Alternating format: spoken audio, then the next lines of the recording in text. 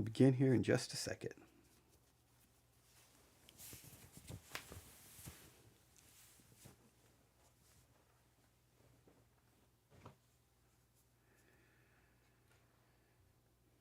All right.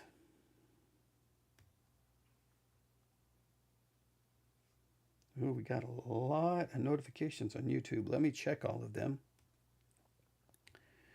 Make sure there's nothing. Everything looks fine. I don't think there's anything here. We did get a new subscriber on YouTube, but everything else seems okay. All right, now.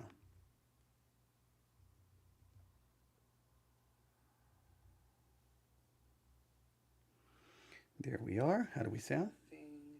Everything looks fine. All right, turn off live chat. And I think we should be good to go here. All right, nobody may tune in, but that's okay.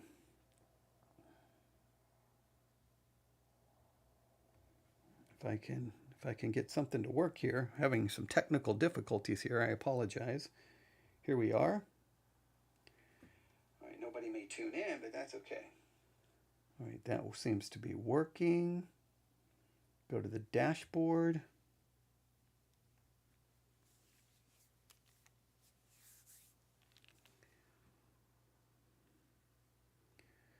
All right, we'll give it a couple of seconds here just to see if the map is going to catch up and the analytics is going to catch up. But we are going to do I'm going to do my very best to at least bring this to some kind of conclusion. And hopefully, this will go, well, I don't even know how much longer. Well, yeah, I won't be able to review all of this. Yeah, I'm going to have to do another part. All right. Well, I thought I was going to be able to finish this, but there's just no way tonight. So, that's okay. We'll do what we can, try to bring this to a conclusion and call it a night. That's what we're going to do. All right. Yeah, the map is not working, so it's telling me 0 people are listening. I'm going to go back to Sermon Audio really quick. Go back to the webcast. I think there's one other webcast going on. No, there's a couple going on. One says 5 people. They've been broadcasting for 39 minutes.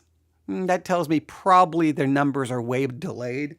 The other one is 7 people, and it's been broadcasting for 4 hours and 36 minutes. So we know what that means, class, right? They forgot to turn off their live stream. Let me click on it. Unless they're doing a marathon. Yeah, they forgot to turn off their live stream. So Wilton Bible Baptist Church, you forgot to turn off your live stream. You've been broadcasting now for 4 hours and 36 minutes. Okay, so you may want to fix that. All right, you may want to fix that. We've got someone from Illinois. Thank you so very much for tuning in at this late hour. Greatly appreciate that. That's very thoughtful and encouraging to me. All right. Okay, so let's do this, ladies and gentlemen. I think I've got, I think I've got everything I need. So let's do this. Let's go right here. All right, ladies and gentlemen, without any further delay, we go live in 5, 4, 3, 2, and 1. Looking at our world from a theological perspective, this is the Theology Central Podcast, making theology central. Good evening, everyone. It is Sunday, November the 16th, 2025. It is currently 10:37 p.m. Central Time, and I'm coming to you live from the Theology Central studio located right here in Abilene, Texas. Now, on Thursday, I said I probably would not be broadcasting Friday, Saturday, or Sunday. I thought there was a chance that I may have a little bit of time earlier today, but it did not work out. But here I am, Sunday evening, Sunday late night, and I'm going to take the opportunity that I have right now to try to accomplish something, okay? Now, I hate that feeling on one hand because I feel like, well, am I really ready to broadcast, or am I just, the opportunity presents itself. Let's turn on the microphone and do something. But if I just do something, and it's not really good, then is it really worth doing anything? But then if I don't do anything, then I drive myself crazy. So I look, this may be more for my benefit than for yours, but I'm going to do my very best to make it beneficial. Now, over the last few days, I have not been able to do, any broadcasting, but I have done this, and you'll hear me talk about this probably a number of times this week. I got a brand new notebook, and I think it got here on Friday afternoon. I unwrapped it. I brought it up here. I set it right here on this table underneath the microphone. I opened it up. Okay, if I can, there we go. Had to move the mic so I could open this up. It's a very large journal notebook. And what I did is I opened up the sermonaudio.com on the MacBook Pro that's sitting right here to my right. So right here in the middle of the table, I put the new notebook, the new journal, and then the computer's right there. And so anytime, Friday, Saturday, or Sunday, anytime I would have 10 minutes, 15 minutes, 20 minutes, I would come up the stairs right here to the studio, sit down, look at Sermon Audio, and the very first sermon I would see, I would just hit play. And then I would just write down the name of the sermon, the name of the broadcaster. I would write down the scripture, anything like that, and just start writing anything I could, any thoughts that came to my mind, anything. And I'd be like, oh, okay, that right there could turn into a podcast. So I'd write down some notes. Then I would, the next time I came back up the stairs, did the same thing. So I have probably 3, 4, maybe 5 things that after listening, I've turned into different broadcasts. So maybe this coming week, tomorrow's going to be a mess. But somewhere tomorrow, I don't even know how tomorrow's going to go, but I'm going to try to get a broadcast in. I'll probably start taking these things in the notebook and start, I'm going to try to turn them into full-blown podcast episodes. I think they should be beneficial. I think there's going to be some interesting discussions that should come from it. So I have those ready to go. Now, I know what you're thinking. So why are you not doing that tonight? Why? I mean, you got them ready. Just turn on the microphone and do one of those. I could, but I don't want to delay any further in finishing our ongoing discussion about eschatology, right? We've been talking about eschatology. Remember, it all started because of something I found on sermonaudio.com. Remember the title of it? Deeply Rooted Eschatology Dialogue. Eschatology dialogue, and I'm calling it like an eschatology dialogue / debate. And remember, there was 2 individuals. Both of them gave their 50-minute opening statements, and we reviewed both of those opening statements. And these opening statements was them offering their interpretation of Matthew chapter 24. And if you know anything about me, you know Matthew 24 has been something I have been yelling about for like 15 years because I get so frustrated and listening to the average sermon on Matthew 24. They just immediately take Matthew 24, they make it about us, they make it about Jesus coming back the second time, and they ignore Matthew 24 in its original historical textual context, which is obviously the destruction of the temple, which occurred in 70 AD. And many of those signs in Matthew 24 has to be applied first, foremost, and only to signs pointing to the destruction of the temple in 70 AD. I have been saying that forever. I mean, I don't even know how long I've been saying that because I get so frustrated how pastors just go to Matthew 24 and make it about us, and Christians do the same thing. So, of course, this caught my attention. Now, the 2 individuals that gave their 50-minute opening statements, the first one kind of gave a futuristic approach. That this is pointing to the second coming of Jesus. He did acknowledge some things related to 70 AD, but he tried to say that there was an overlap and that they could relate to 70 AD and the future. And there was a lot of things he said in his opening statement that I don't really know what he was doing. And from a presentation perspective, the first individual was severely lacking in just his whole approach. And I'm going to be somewhat critical of his style because this is a dialogue / debate. So I have to critique it somehow. And I thought his presentation, he got involved. He just kind of chased these things. There's times he was talking about things and some of the things he said were not even accurate. So it was very frustrating. The second individual had more of a, hey, Matthew 24 is primarily about the about the destruction of the temple in 70 AD. Kind of, I won't say full-blown preterist, but a more historic approach, I guess you could say, past approach to, I don't want to label him per se, because I don't think he labeled his position, but clearly he saw Matthew 24 as being about 70 AD. His presentation was engaging. It was very biblical, exegetical, textual. It was just from a purely speaking perspective, he won the debate, he won the dialogue, just from presentation. Now, just remember, so many times in debate and dialogue, it's the person sometimes will win simply because they are a better communicator. They have more skills in debate. Doesn't mean necessarily their arguments are right, but in this case, obviously, I already agreed with his perspective. So we reviewed all of that, 5+ hours of review, analysis, and critique. I think I did a pretty good job, and well, you get to hear my typical reaction, because remember, when we're doing review, I'm reviewing it in real time, so you're getting my very real, unfiltered response. So I was like, okay, well, I gotta finish this somehow, right? We gotta bring this to some kind of a conclusion, right?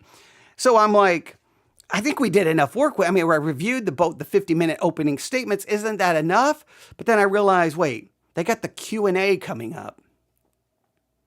Let's just jump in and see. Am I going to review all of it? I don't know. We're just going to see. I don't know how much more work we will do on all of this, but I feel like it's been at least interesting. It's been engaging, but I do have the notebook right here in front of me, ladies and gentlemen. I do. So hopefully tomorrow I can go to the notebook and start knocking out all of the things that I have tried to listen to.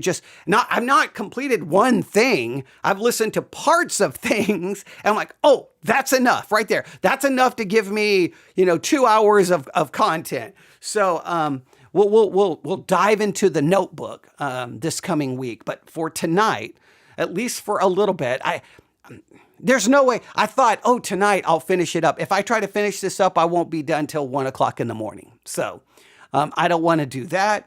I'm just going to go for a little bit so that I can at least say I got something done on Sunday and be done before it turns into Monday. And then Monday, we'll just see. Monday is going to be a mess around here, but I will try to navigate it. And if I can, then we will broadcast and see what we can do. And I always feel bad. It's always weird. It's when the largest amount of support comes in is typically then when something happens that stops me from broadcasting for a few days. And I always feel horrible, because if someone sends me any support, I feel like I need to give them okay, you sent me this much support. I need to give you 30 episodes. Oh, you said that I need to give you 50. I need to give you 100, because, that's hard-earned money that someone may send to support what I'm doing, to pay for me being able to broadcast. Well, if you're paying for me to broadcast, then I better be broadcasting, right? Or what are you paying me? Or what are you sending money for? If the money is to cover the broadcasting, then I better be broadcasting. So, yeah. So, but it always happens that way. I tried to make it up during last week, and I will make it up this week, I guarantee you, one way or the other. But for now, let's start making it up right now, okay? So this is for everyone, but for those who specifically have given recently, definitely this is some not extra content, just more content to say thank you. And to everyone else, hey, hopefully all the content will be beneficial. We do have to talk about the Sermon Audio Daily series that I've been doing. I really thought it was a good idea. Someone sent me an email and said, just give up. They were watching the numbers of things I have suggested, and nobody is downloading, nobody is streaming what I'm suggesting. So they were like, you should just basically give up. But I'm not going to give up yet. We'll talk about that tomorrow, hopefully. All right. Needless to say, we got a lot to do, so let's get to it. Here is the Q&A from the Deeply Rooted Eschatology Dialogue /Debate. Let's see how it goes. But the first question we would like to ask, just because Matthew 24 is such a large portion of text and the speeches were almost an hour, it would be great for both of you just to describe your general hermeneutical approach when interpreting Matthew 24. That way our audience can understand kind of the core hermeneutics that you use there. So, Damon, you want to start out? Sure. Which I think Dave kind of went over much of that at the beginning of his presentation, hermeneutical approach. And I don't disagree with a great deal. Might get a lot of feedback. Y'all hearing feedback? I'll back up. Yeah. Just step back a little bit. As far as Matthew chapter 24 goes, I would treat it just like any other book. Some would label the term in a similar way that Dave did, a literal, grammatical, historical approach. All those words just signifying kind of the boundaries and the rules of interpretation. So when we come to the Bible, we come to any book, we come to any text, we come with certain rules and we want to play by the rules. And it's not appropriate to be loose with the rules or to be loose with the text. So historical, we want to strive to do what I think both of us did, put the text in the environment in which it lives. You want it to be in the first century. You want it to be among the Jews. You want to know who the author is if you can. Matthew's the author. Who he's writing to, his audience seems to be largely Jews. It seems to be the most Old Testament book with Old Testament allusions and quotations. All that's going to inform how we are going to receive the text because it will tell us how the audience receives the text. Then literal. I know that we kind of get a bad rap sometimes for not being literal. I may define literal in a different fashion, though. That's probably where most of our conversation is going to be most meaningful. I do agree with Dave that literal does mean explicitly factual, but that's not all that it always means. Literal as in a historical concept has always been understood, I don't know if I say always, but has relatively always been understood as according to the literature, literal, or according to the letter. So when you come to a book like Proverbs, you come to the Song of Solomon, you come to Ecclesiastes, you don't read it the same way you do Matthew. You don't read Matthew the same way that you do Revelation. You don't read Revelation the same way you do 1 Timothy. So you have to take into account the literature in which we are engaging. To actually fail to do that would be dangerous and destructive at times. Now, personally, this is great that they're going to kind of give their hermeneutical approach. This can get very frustrating to me. And I don't know about the average person sitting in the pew, but just think about this, right? Okay, so both of these individuals stand up, and they're basically saying our hermeneutical approach is a literal, grammatical, historical approach. I don't know why I can't say literal all of a sudden. Literal, historical, grammatical approach, or literal, grammatical, historical approach. Historical, we're going to put it within its historical context, in the time in which it was written, what was going on, what's the historical setting. Okay, great. All right, grammatical. What do the words mean? What do the words mean? I mean, what is meant by the words that are used? Those words have definitions. They have meanings. What do they mean? And you want to be accurate in that. And literal is like the words mean, they're to be taken literal unless somehow they cannot. Now, the point is both of these individuals are arguing that they kind of approach the Bible with that at least hermeneutical approach to some level. They may debate a little bit over some definitions of literal. How do we handle everything literal? But the point is isn't that maddening to you? If both people are using the same hermeneutical approach, then why did they arrive at completely different interpretations of Matthew 24? That would seem to imply that even if we agree on our hermeneutical approach, it doesn't mean we're going to end up with the same conclusion. Well, if we don't even end up the same conclusion, even if we start with the same hermeneutical system, then is there any hope of ever coming to any agreement on anything? Now, what I will argue is that Matthew 24 presents unique challenges irregardless of your hermeneutical system. Let me try to point these out, all right? And I should have written these down, so I'm going to have to go from memory just based off all of my teaching on Matthew 24. Let me write down some of the verses that I think are critical here. I don't think I wrote them down on this piece of paper while I was listening. I did not. Okay, I wish I should have written these down, but you can go ahead and put Matthew 24. And the first verse, everyone should know the first verse that should raise all kinds of issues, right? Let's start here. I think let's do this. The first verses that I think should really begin to establish everything is verse 1 and 2.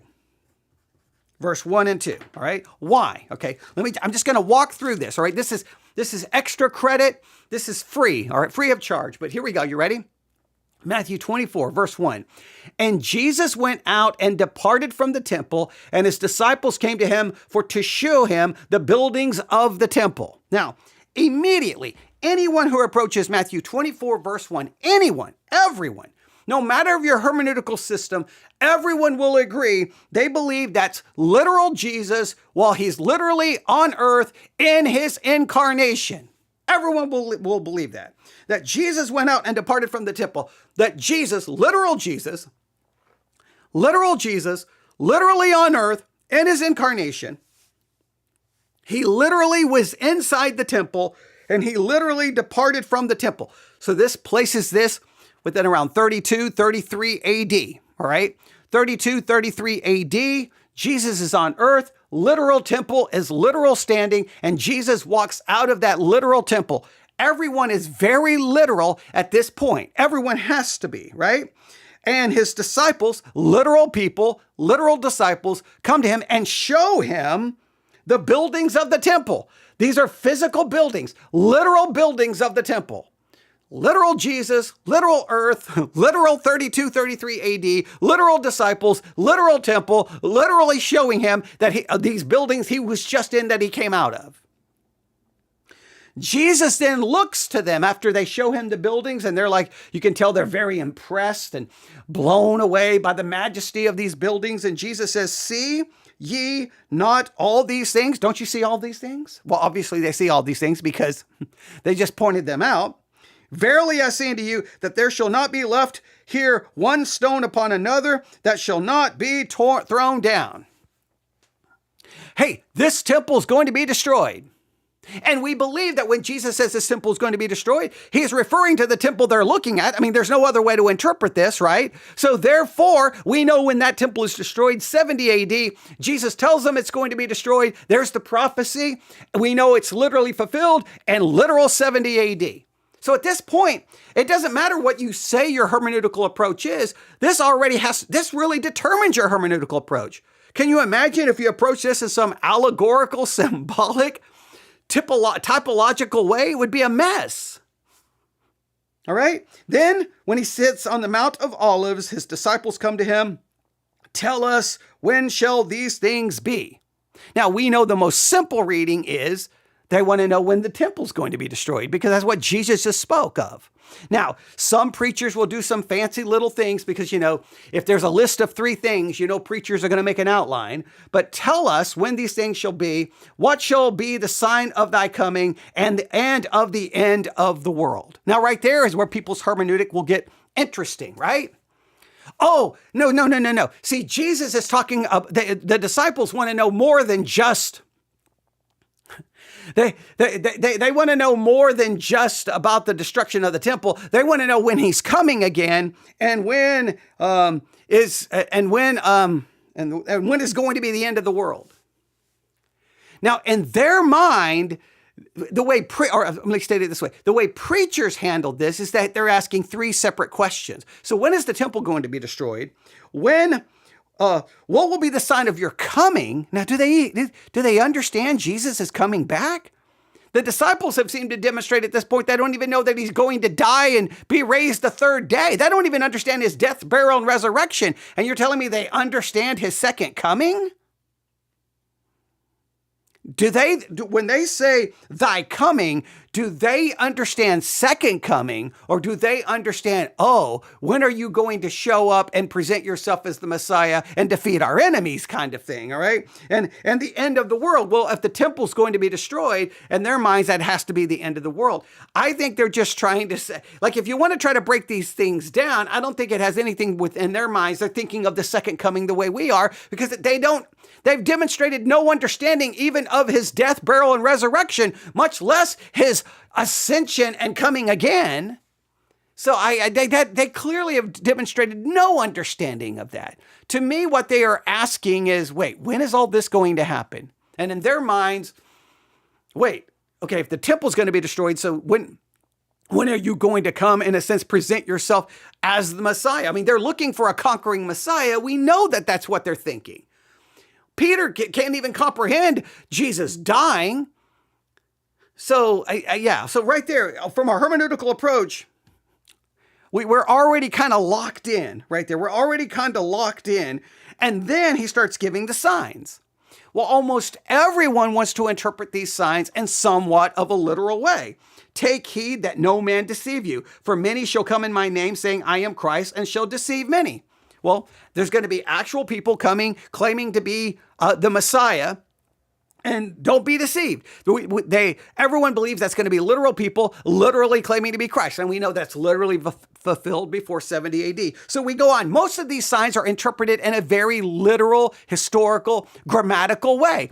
Almost all sides believe that. Now, some people, though, what's weird is when they start looking at these signs, they jump right past 70 AD and they start looking at, look, it's the sign of the times. Jesus is about to come back. People were doing that throughout my entire lifetime. I've heard sermons on Matthew 24 that these are the signs of the times and Jesus is about to come back.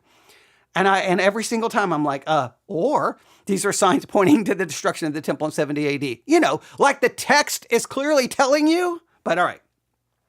So up to this point, there's really no difficulty, but this is where it gets interesting. When you get to verse 21. So the first verses 2 and 3 really establishes the basic context. Verse 21 is where the first problem emerges, right? For then shall be great tribulation, such as was not since the beginning of the world to this time, no, nor ever shall be.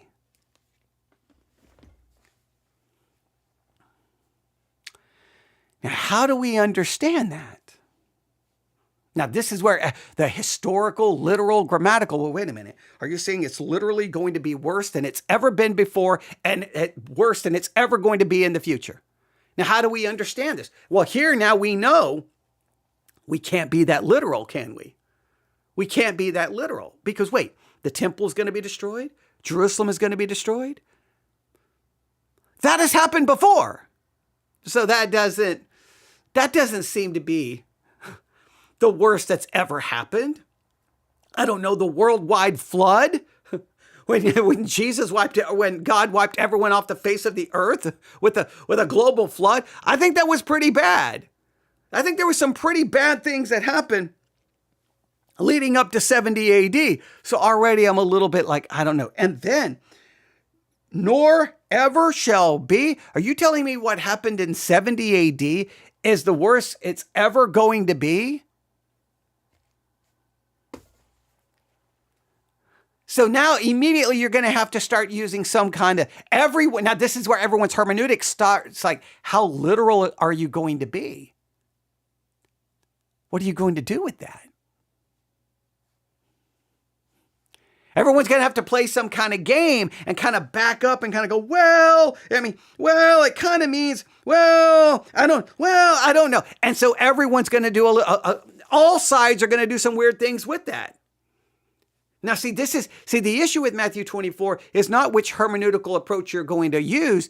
It's how consistent are you going to be with the one you're using? Because Matthew 24:21, I don't know what you do with that. You could try to play all kinds of games with that. Well, I mean, it's bad in this way. I mean, it's never been this bad because Israel's going to basically be wiped off the face of the earth for, till to basically 1948 when they become a nation again. But they become a nation again, right? So, I mean, I don't know what you do. Well, the entire old covenant is gone. The 70 AD marks the end of the old covenant. Over, done, no more, gone. The complete eradication of the old. No more temple, no more sacrifice. Judaism, whatever Judaism is, it's a shadow today of itself in the Bible. They don't have the genealogical records to know which tribe anyone is in. They don't have the high priest. They don't have the priestly line. They don't have a temple. They don't have a sacrifice. So is it the worst it's ever going to be because all of that is destroyed? But see, then you're trying to kind of qualify it somehow. You got to try to do something with it, right? So that one is where you start having some problems. And then when you get to verse 29, right? I mean, there's a lot of these other things we could possibly look at, but we'll go 29. Immediately after the tribulation of those days shall the sun be darkened, the moon shall not give her light, the stars shall fall from the heaven, and then the powers of heaven shall be shaken. Well, then even there you have to go, well, wait a minute. That's not literal. I hold to the historical, literal, grammatical, but that's not literal because we know that didn't happen in 70 AD. Or we know it happened in 70 AD because it was symbolic. The stars, the moon, and all of that, that's just symbolic of a nation falling. So it was symbolic of judgment coming upon Israel and them being destroyed as a nation. But see, now you're not, isn't it weird that all of a sudden 29 is not literal? But wait a minute. All these other signs are literal. Nation against nation, rumors of war, earthquake. All of that's literal. But no. Now 29 is not literal. What? Now, what some people say, oh, it's literal, but it's future. Well, wait a minute. When did we just jump to the future? Now, you could possibly make that work, right? And then verse 30, and then shall appear the Son of the Son of Man in heaven, and then shall all the tribes of the earth mourn, that they shall see the Son of Man coming in the clouds of heaven with power and great glory. Okay, well, that's, if you're going to keep 70 AD, you're not holding to the historical, literal, grammatical anymore. I don't even know what you're doing there. You're going to have to do something with that. And verse 31, and he shall send his angels with a great sound of trumpet, and they shall gather together his elect from the four winds, from one end of heaven to the earth. Well, come on. At that point, you're going to say, well, this is future. Okay, that sounds great. You've got it figured out, right? Your argument is I'm going to maintain my historical, grammatical, literal, but I'm going to jump to the future. Okay, that sounds good. But then wait, what happens when you get to verse 34? Verily I say unto you, this generation shall not pass till all these things be fulfilled. Well, if you look at that phrase, this generation, used throughout Matthew, it's referring to that generation at that time.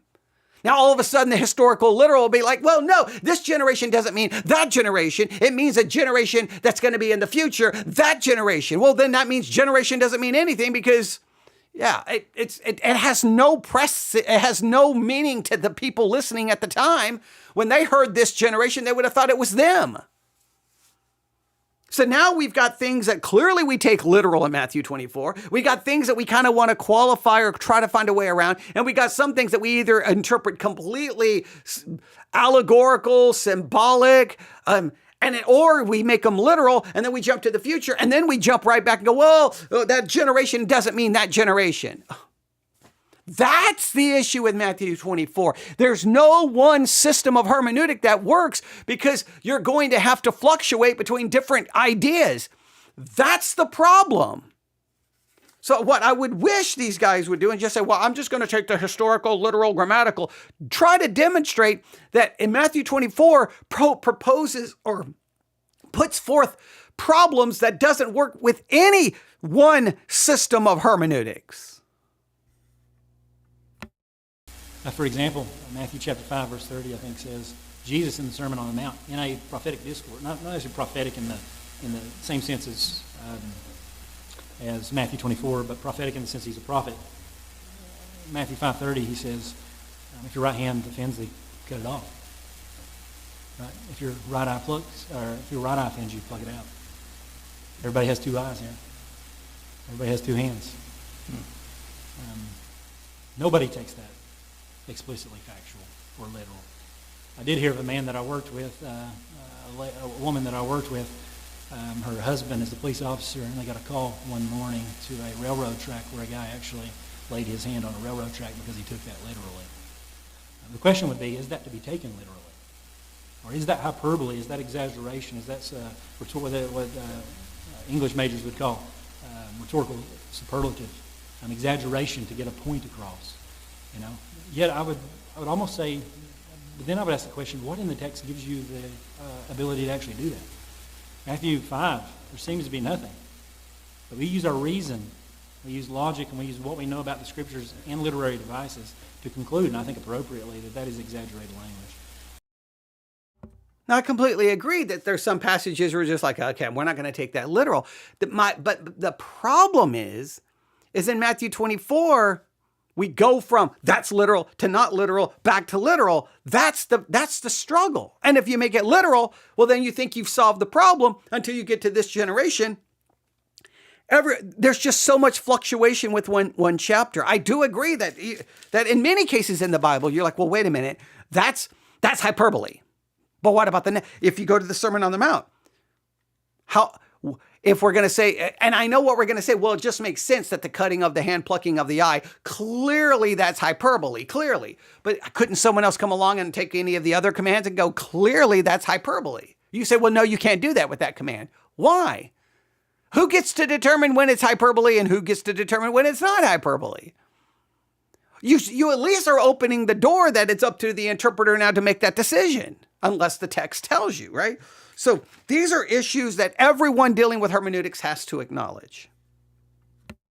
I think we have to take into the grammatical as well, verbs, nouns, literary devices, sarcasm, parabolic type language, Old Testament prophetic language, symbolism, things like that. We have to take all that into account and wrestle with the text. And that's what I've tried to do with Matthew chapter 24. Take into account this is a discourse. It's not the same as Matthew as a narrative.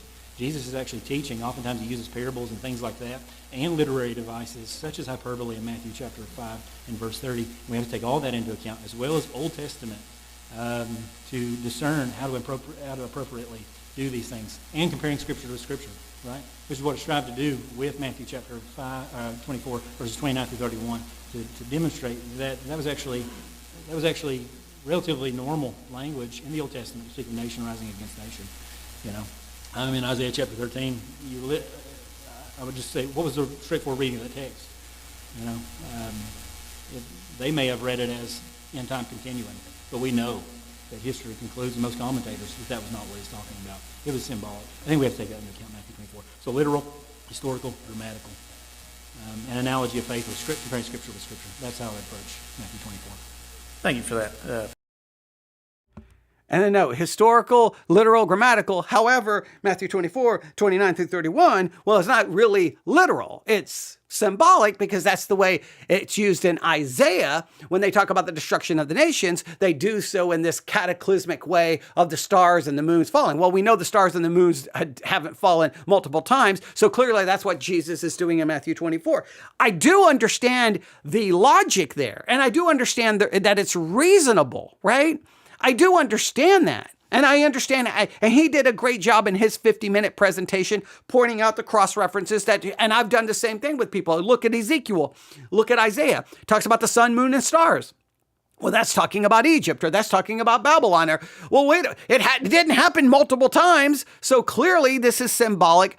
All right, but you're in Isaiah, right? You're in prophetic literature. Okay, but even then, well, wait a minute. If Isaiah is using that in a parabolic, allegorical way, well, then what else in Isaiah do we understand in a non-literal way? Well, see, that it becomes now, whenever you have, well, this section of Isaiah is not literal, but then you go a couple of chapters later, well, literally a virgin is going to conceive and bear a child. Literally, the suffering servant's going to die for sins. Literally, okay, well, wait a minute. Just a couple of chapters earlier, you said that that's not literal. You see that it does open those questions, and you have to just be honest with that, right?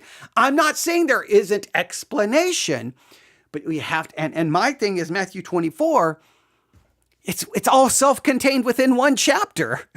Well, okay, we're going to go this way. No, now we're going to go back this way. Oh, no, now we're going to go back this way. That sounds so subjective. Pastor Joseph, same question to you, Pastor Reynolds. If you could just put a bow on kind of your main arguments there, what you presented and what you think your general hermeneutical approach is for the audience. For the most part, as I've articulated and what David just said, there is hyperbolic language. You have to pay attention to the extent of Hebrew writing. And one of the passages that you read earlier about in Isaiah. Okay, that's the worst sound I've ever heard in my entire history of broadcasting. There's nothing I can do. I did not know that this was going to be sounding this bad at this point, and hopefully they get it fixed and we can hear something that he is saying. Right? I think he's saying he's agreeing that there is some hyperbolic language in the Bible. Of course, everyone's going to say, yeah, that's hyperbolic. Got it. Once you open the door, then you got to say, what? There's got to be some controlling principle going, no, that is, but that's not. That's not. Oh, there's symbolic language in the Bible. That is, but that's not. See, that's the thing. Once you say that there is this kind of language in the Bible, then you've got to try to figure out how to build the guardrails to say, well, now it is, but now it isn't. And that's the subjective nature of it. And guess what it ultimately comes down to? The interpreter. Okay. Which we've talked about. It was about every man's heart within him melting what's not literally his heart. Right. That you have to look at the context of what it means. So I would say that the caution for all of us is that if we're reading the scripture, yes, understand the culture we're in and so forth, but I don't know why wouldn't you just have them using the same microphone? Just have them standing next to each other at the podium where the microphone worked during their 50-minute presentations. And when you ask a question, one steps to the mic, the other one steps back. But it sounds like they have them at tables, and they're trying to also have those tables mic'd. Look, churches, when you want to do broadcasting, go with the most simplistic setup until you can master the more complicated. Multiple mics within a room almost always lead to some kind of problem. One mic, just have the person step to it and give his presentation, his answer. You're just doing Q&A. They can stand, okay? They can be able to pull it off, or they can give them stools there, okay, next to it, right? Whatever the case may be. They can be in chairs, and one can stand up and the other one can go back and sit down. Just put the chairs right there in front of the platform or the podium or the pulpit, whatever is mic'd there. But yeah, I hate this because I can't hear his answer. I have no idea what he's saying. Hopefully it goes quick. read broadly stuff in the whole Bible. We tend, and it's a family, I think mostly in the Western world, where we stay kind of down in the New Testament. And that's where we get so much of our doctrine. And that's where the Lord puts kind of the capstone on so much of the things that we learned or read about in the Old Testament. But to understand the culture of what you are reading and to understand some of the things you're reading in the New Testament, you really got to be super familiar with the Old Testament. Amen. There is the hyper-literalism that we're all familiar with. We started on John 15 and some of the Halloween type stuff. They're really hyper-literal in that kind of a sense. Okay, you mentioned something about hyper-literalism. Of course, everyone's like, I'm not hyper-literalist. I'm not going to take things overly literal. So because there's some things obviously not literal. But again, when it's in a chapter, well, that's obviously not literal. Okay, well, that person, the person you're debating would say, exactly. Don't be hyper-literalist when it talks about the stars falling from heaven, because that's just absurd. That did not happen in 70 AD. Didn't happen when God defeated Egypt or they came out of Babylon captivity. So, and he was, I'm not being hyper-literalist. I'm being literal because it's literal. And that's the view. You see how, hermeneutics, man, hermeneutics. People were taken for a while as an example. In Revelation, where it talks about Israel and they're being airlifted by an anointed sun into the mountains to be saved for 3.5 years for long times, and have people taken as an airlift into the United States, because it talks about a great deal, carrying them off into the hills to freedom. That was protecting them for 3.5 years. There's nothing about airlifting about it. America's not in the Bible. There's none of that kind of stuff about it. But if you're familiar with the Bible, you'll find that same language in Exodus. The Lord went before Israel in Egypt swiftly and with might and all the things that evil reign were beneath. He just went before them and quickly delivered them away from Egypt. If you're familiar with the Old Testament, see the things that Oh, I wish I could tell you what he's saying here. I wish I could. I have no idea. I have no idea. This is very unfortunate. When they put together a 4-hour debate and dialogue, and this entire section here, the microphone is shot. Oh man, this is. I'm sad for them. I'm sad for them. And it makes me, I know obviously it makes me irritated for myself because this is not helping this broadcast, but hopefully he'll be done soon and they'll fix the mic. Come to focus, and you can read a lot of the junk. But I would agree, we need to learn. The best I can make out, he's trying to say, well, yeah, I kind of agree, or they both are seemingly to argue for some historical, literal, grammatical hermeneutic, but my thing is why are you guys arriving at different conclusions? And I pointed out the verses where I think the issues start, especially in verse 21, verse 29 to 31, and in verse 34. Those are the main ones, because they should both agree at the beginning, but if you both agree at the beginning, then you should then realize, well, we got a problem here. Because we agree with the beginning, then how do we address some of these verses? Because no matter which side you go with, you're going to find yourself in some kind of conflict. And that's the scripture. You can synthesize scripture. Synthesis means the same author as the author of all of it. The intent of all the things together. If there's a contradiction between a couple of texts, you just want to error of copy and you. Because there are no contradictions. I do know this. I'm going to try to let him finish, and there's no easy way to try to fast forward this without I'll end up skipping half of it. So I'm going to just try to let this play out.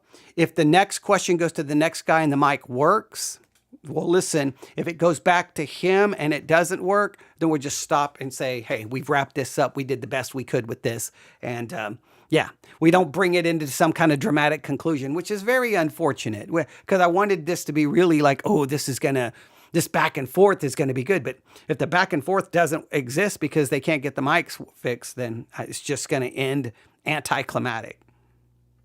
The Lord wants us to learn how to harmonize on the scriptures. And some of that was dissolved in the immediate text. Some of this dissolved like the God from Revelation back to Exodus to see what it means and the special things.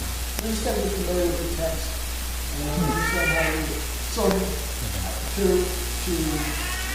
restate, I just read Matthew 24 and no straightforward that I would learn to say, well, I'm learning this concept here, so it is involved.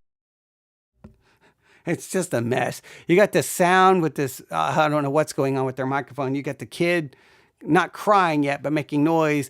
It's just, this is a disaster from I don't know if they realized it, because rarely when you go back to review your audio, you're not going to go all the way in this far to review it. When I get ready to review my audio, I always listen to the first couple of minutes just to make sure it sounds okay. Sometimes people say, do you know what happened like at the 52-minute mark? I'm like, no. And then I go listen, I'm like, oh, what happened? What happened? Because rarely I go back and review every second of it. So they may not even know that this happened.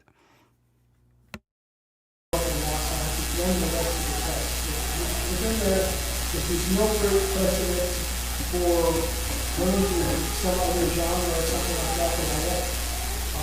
If you're reading Revelation 12 and you're reading about a great red dragon with 7 heads and 10 horns, then you have to say, well, that's your flag because that's not only found in nature, right? It's to talk about it. But it's really awesome is that if you keep reading the words of studies, okay, this is what that guy is. And it explains to you, and it express to you. So there is symbolism in scripture. You just got to know when to recognize it. That's a very obvious one for the dragon. It's diligence in the word, and you guys do scripture.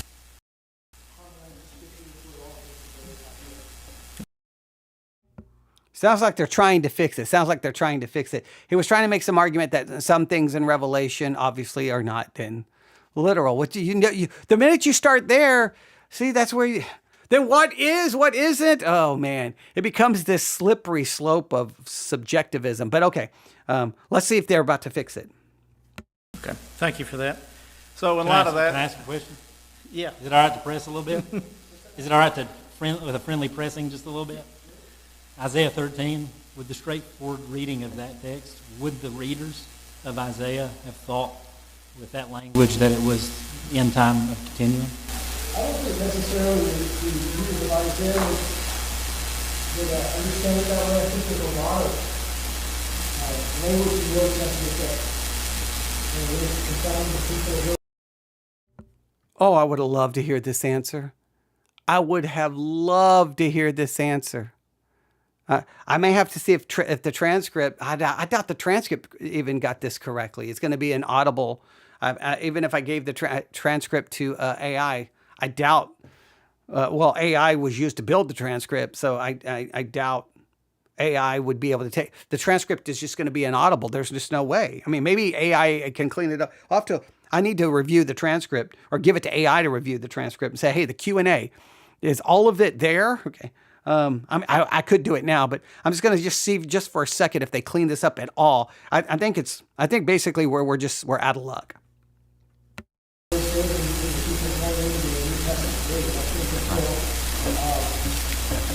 You know, everything in the context of who the readers, I think is important. I mean, it's key. I think when we get into things like, I'll fall back on the example because they got rabbit trails and reading all these different open texts, but I'll fall back on my, for instance, my example of Jesus reading from Isaiah in the Isaiah 61.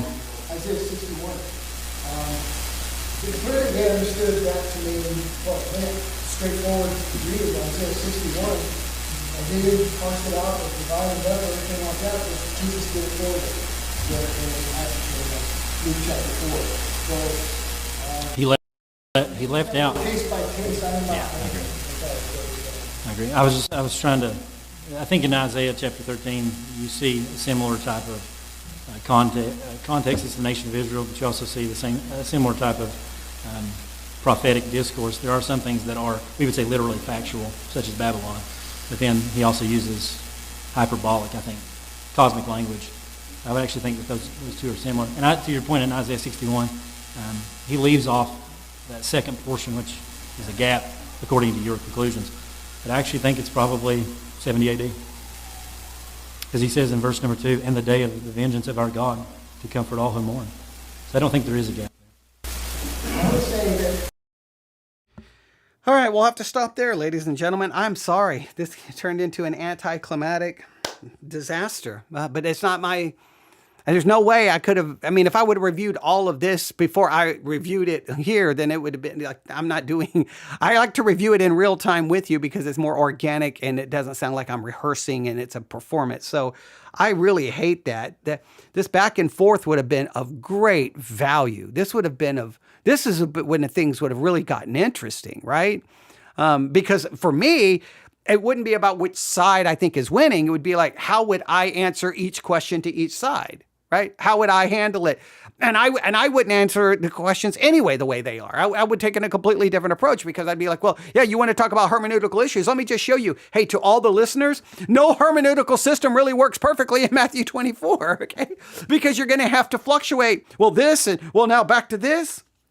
I do like the fact that he is arguing that the Isaiah 61 passage that Jesus quotes when he goes into the synagogue and reads and stops in the middle of the verse and doesn't finish the rest. And everyone says there's a gap and says that gap jumps to the end of time. I like the fact that he says, no, it just jumps to 70 AD. I love that.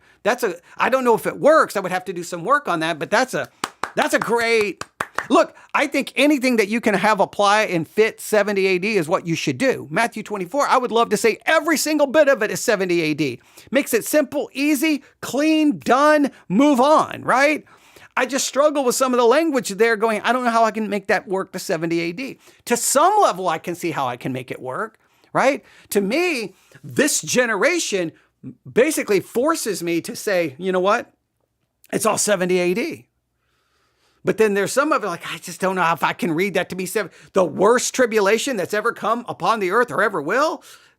Okay, unless I understand that worse in a category, not worse as in the most death or the most destruction, but the worse and as far as the complete eradication basically of the old covenant is gone and that entire system is gone, never to come back, right?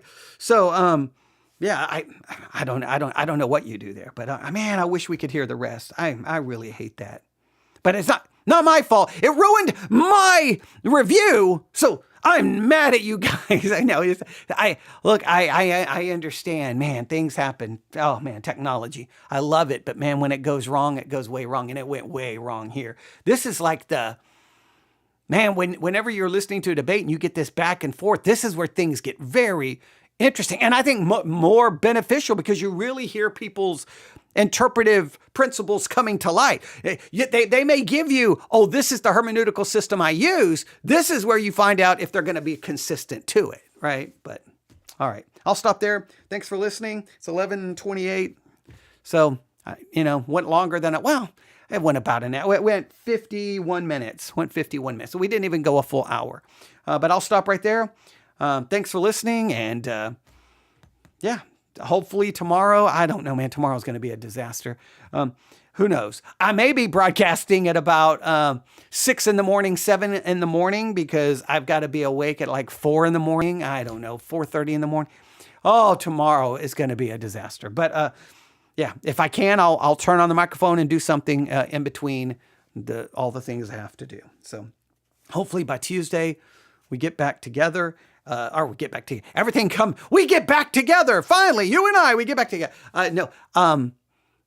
Hopefully everything gets back to normal on Tuesday, but I am also waiting for Tuesday. Well, this week could be the week we find out so much. I find out about the housing, my house payment. And I find out if, I think we are getting closer to finding out if the sale of the church is going through. Oh, there's so much just hanging in the balance this week. So got a lot to figure out, but in the midst of trying to do all of that stuff that's kind of behind the scenes, I'm going to keep turning on the microphone, trying to produce content that I think will be beneficial. So thank you for this long journey dealing with eschatology in Matthew 24. We will probably, we revisit this at different times. And, thank you for listening, and God bless.